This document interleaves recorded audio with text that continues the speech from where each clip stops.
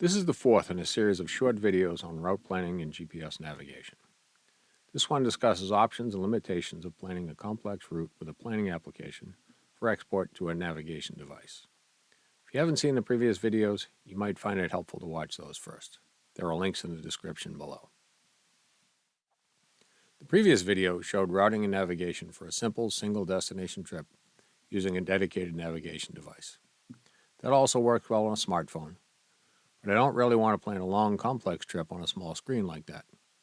I'd rather use my computer for some advanced planning, then export the route to my navigation device. I might want to take advantage of more than one route planning application. I might want to import a route from a friend who happens to use a different application than I do. Challenges arise because of differences in the routing algorithms, configuration settings, and maps used by the various applications and devices.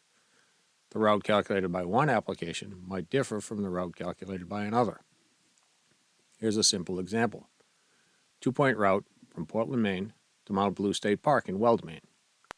River, Basecamp, and Google Maps all came up with different routes. In fact, Google came up with 3 options. They're all good routes, they're just different.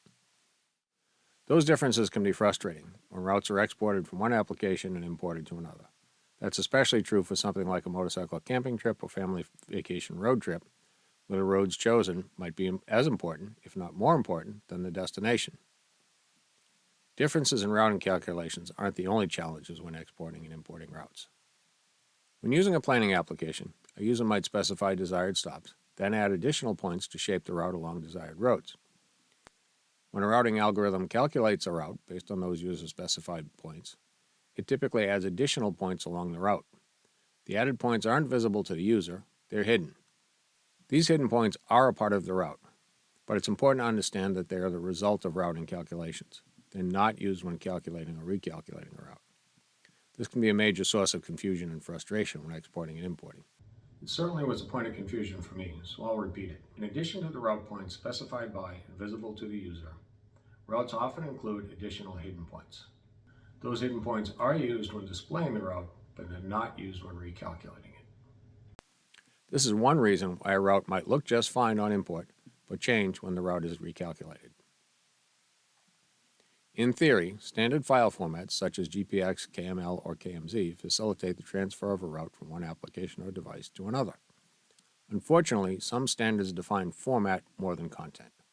The content written into the files on export and how that content is interpreted on import varies among GPS devices and applications. When a route is exported, at least 2 route points, the start and end of the route, are included in the GPX file. The other points originally specified by the user may or may not be included. Instead, hidden points might be included as route point extensions to fully define the route.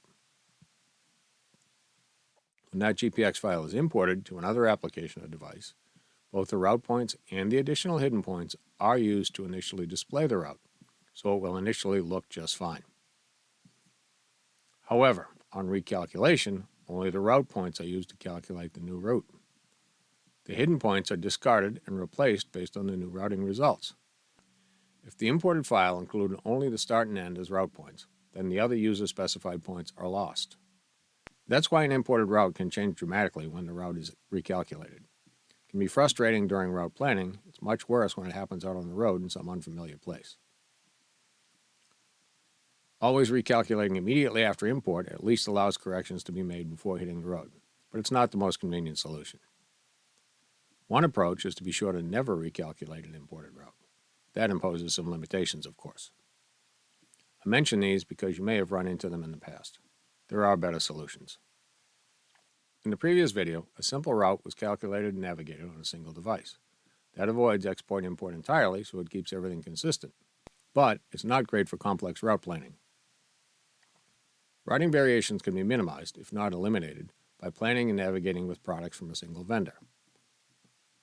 Examples include Google Maps on a web browser and a smartphone, Rever's web-based and smartphone applications, Garmin's Basecamp and dedicated sat-nav device, or any of several others. However, if we want to take advantage of strong points from various vendors or import routes from others who may use different tools, then we need to handle the variations. There are ways to do so. If you're finding this helpful, don't forget to tap that like button.